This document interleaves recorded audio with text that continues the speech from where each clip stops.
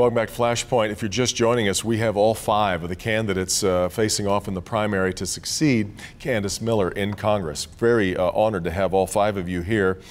Tony, as we were heading to break, I was talking about the crisis that we're seeing right now, the distrust that we have spilling out in way too much blood between police and too often typically black American men. What do we do about this? Well, first off, I think the media is playing this pretty heavy on the police. The police officers are there to do a job. And what's really happening here right now, we're seeing it in many areas, particularly in schools, it's the degradation of the family. The families are falling apart. There's a lack of respect for teachers. Teachers can't teach, police can't police anymore. And there's this assumption now that police are wrong first. That they have to prove that they had to arrest somebody, that they had to prove this. And I think that this assumption is completely off base because We've seen some pretty glaring things, though, on video, right? But we see the things on video, we don't see the whole story. Oftentimes it's cut from some other point, and the whole story isn't told. And we're taking these YouTube videos and saying we're judging this cop based on that 30-second spot. Everything does seem to be on video these days, no doubt about it. David, your thoughts? How do we fix this? Yeah, it starts with leadership again, you know, and we've seen absence of it starting with the president. He's done nothing to heal, but to really, I think, embolden this movement, you know, and these attacks. It's sad. You know, as a Christian man, you know, I look at that we're all created equal in the image of God, and so I don't see color in that sense. You know, I see different cultures and different ethnicities, and they're all to be respected. But we got to allow our servicemen and women to do their job. You know, when they make a mistake, they'll be held accountable, but you don't give the law and embolden other people to take the law in their own arms, and we see that in Dallas. This really started back in Ferguson, you know, so we should be ashamed of ourselves. Al? We've taken God out of the schools, we've taken fathers out of the homes, and young people today are often learning their family values on the internet. That's setting the moral code in many cases.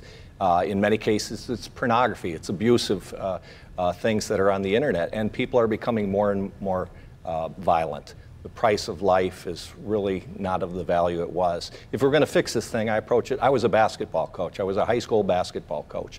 Working together, everybody working for the same mission. And we need to realize you become a winner, America becomes a winner, only if people realize that they're all in the same boat together. We all need to work together, because a house divided against itself cannot stand. If we don't start working together and understanding, you know, the cops are the front line of defense. We need to realize that. Paul? Well, Devin, as you know, my oldest son's a police officer, and I think, frankly, the politicians have caused part of this, and the media has joined in.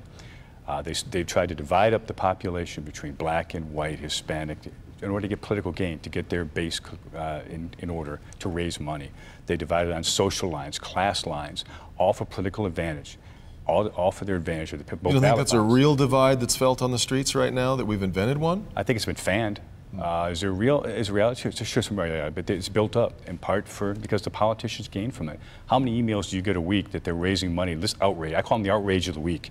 You get emails saying, look at the bad things these other people have done, and we want to raise money to fight the battle. They don't tell you they're going to solve it. They just they tell you how bad the other people are, and they're going to raise money. Phil? Well, one of the things that we see play out nationally is the progressives left. It's their intent to create division, and that division has dividends. And I think sometimes when we look at some of these very complex issues, whether it is using race, sexual orientation, class, income, these are dividing forces. And what we need now more than anything is a unifier. And until we get past this idea of breaking the country into smaller pieces for political expedience, I sometimes wonder if these big problems to the left aren't more valuable unresolved. I'd like to move on to how we're going to make America prepared to be a country of the 21st, 22nd century, and that's about infrastructure. We watched some horrible things, David, play out obviously in Flint. There's a lot of people who understand and believe that we have got to start. We've got I think it's 3 out of every 4 bridges in America is in dangerous shape. We need lots of improvements to water lines, roadways, all that, and yet that stuff doesn't happen for free. How do we move forward on infrastructure in an era where we've got a lot of people showing up on Capitol Hill opposed principally to raising taxes in any way? Yeah, absolutely. It starts with tax reform. We need to cut taxes for corporations, keep corporations and jobs here in America first, and we need tax reform at the personal level to put more money inside of the people spending it, so it'll stimulate the economy. But with Clinton, that was You're talking about tax cuts rather than raising taxes. Absolutely. We need to. I'm a Reaganite at heart, and so you put more money into the pockets of people. You incentivize them to get out and stimulate the economy, whether it's buying a new house, a new car, whatever. You have job creation. We incentivize the wrong things. So we need to start to incentivize even small businesses. Small businesses is really the oxygen that makes an economy go. So we need to focus on them first and foremost. Al. Well, I'm the only legislator at this table who never voted for a tax increase. I prioritize spending. We need to prioritize spending not just on the military, homeland security, but we need to prioritize it on the infrastructure as well. But I also have roots in the district since 1832. I've talked to young people from Flint that were paid money, 50 bucks, take this barrel, make it go away. Where do you think they dumped that? They dumped it into the Flint River. And then we got politicians who don't have the roots, don't understand. And they got the brilliant idea it would be cheaper to tap into that water. What do you think was going to happen? People are going to be poisoned, and we're going to pay for this for generations to come with class action lawsuits. The attorneys are the ones that are going to make out. But you don't foresee needing to raise taxes to improve infrastructure in America. I've never voted for a tax increase. I'm not going to, and we need to prioritize the spending with the money we do have. Oh. Well, you're close to the issue. The issue is one of economic growth. With economic growth, we can, in fact, increase revenues, and we can undertake the infrastructure. How do we get economic growth? We have to repeal our current tax code. It's 74,000 pages. It's a joke. And it's punitive. It's the highest tax rate in the developed world. You want to repeal it and start over? Repeal it and start from over. scratch. Start from scratch. It's on our website, Mitchell Prosperity Plan. We need to rein in the regulators. Regulatory costs nationally at this point in time is $2 trillion a year on our economy. The regulators are out of control. They're a fourth branch of government, unaccountable to anybody. Well, if we've got people dumping barrels in the Flint River, that would seem to argue for more regulation rather than less, wouldn't it? Well, the reality is you can't write enough regulation to stop evil. You can't stop all evil. The reality is you need regulation that makes sense to the majority, whatever works. You can't stop one lunatic from doing something stupid. If that was the case, things would go better in London. Phil, your thoughts? Well, you got ridiculous spending throughout that federal budget, and that isn't going toward our priorities. So it's a prioritization issue, first of all.